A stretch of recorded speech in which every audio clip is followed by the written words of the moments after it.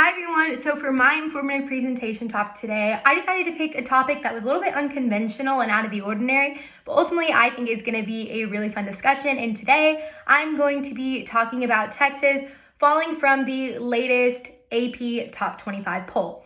Now, I chose this topic because it's very near and dear to my heart. My dad was a college football coach when I was growing up, so football was kind of introduced to me at a very young age and always just kind of stuck with me, and it was a bonding agent for me and my dad specifically.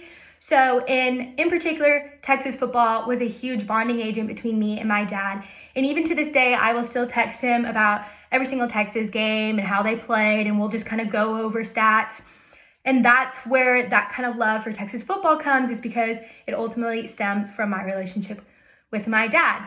Now, we're actually going to get into how Texas falling from the top 25 list actually kind of received national news attention and what was sort of the catalyst for Texas ultimately falling off that list. Now, Texas was once considered amongst one of the top football programs in college football history, with 4 national championships and 32 conference championships. They also continue to be ranked as one of the top most valuable college football teams in terms of revenue. And each year, fans continue to fund the program with pursuant hope of reclaiming one of these titles year after year. However, if you've been keeping up with Texas football, in terms of recent overall wins and performance level, Texas has just been extremely lackluster throughout the past couple of years, and it's now starting to repeat itself in this upcoming season.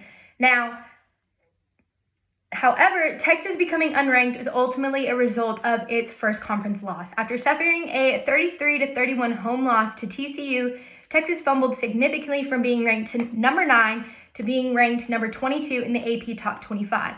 Now, according to Sam Ehlinger, this left the team extremely frustrated and kind of almost acted as if it was a gloomy cloud hanging over their heads as they were transitioning into the following weekend when they were getting ready to play their second conference game against their unranked rival OU for the annual Red River Showdown. While in the recent past, Red River Showdown, normally Texas has this behavior of sort of playing up to that competitive level of OU. However, this year, they ultimately just gave an incredibly sloppy performance that precipitated with a pick to end the game in fourth overtime. This loss resulted with Texas now being 2 for 2 overall, a 1-2 for conference record, and 8th in the Big 12. And with a record like that, it doesn't really help keep you in the top 25. So who are kind of the major parties that kind of ultimately led to Texas' downfall in that top 25 ranking list? Now, Texas offense has always struggled in the past, but specifically focusing on this game, Texas offense was lifeless throughout the majority of the game, and in general was a mess. So while senior QB Sam Ehlinger had his fair share of heroic moments very late in the game, it just wasn't good enough to take back the golden hat from OU.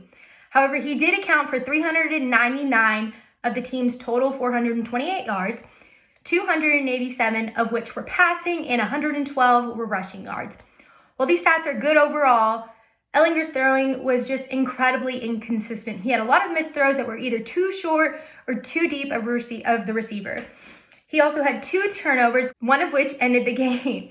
Despite the missed opportunities and the lack of team establishing a running game, he still gave a decent performance.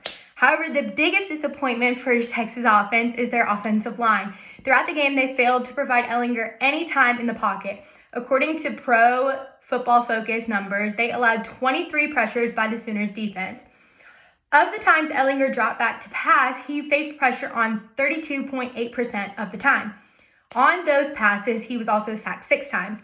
Offensive lineman Christian Jones led the team with 8 pressures and 1 sack.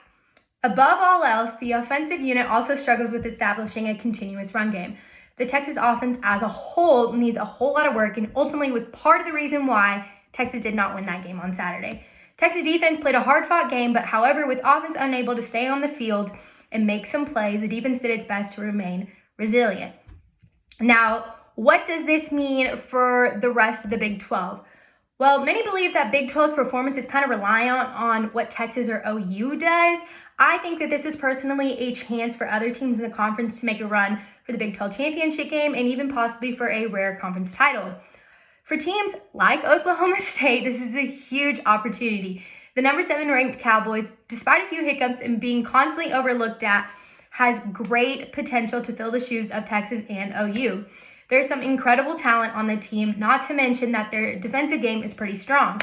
With their defense ranked first in the Big 12 for scoring defense, yards per rush allowed, sacks, and red zone touchdown percentage.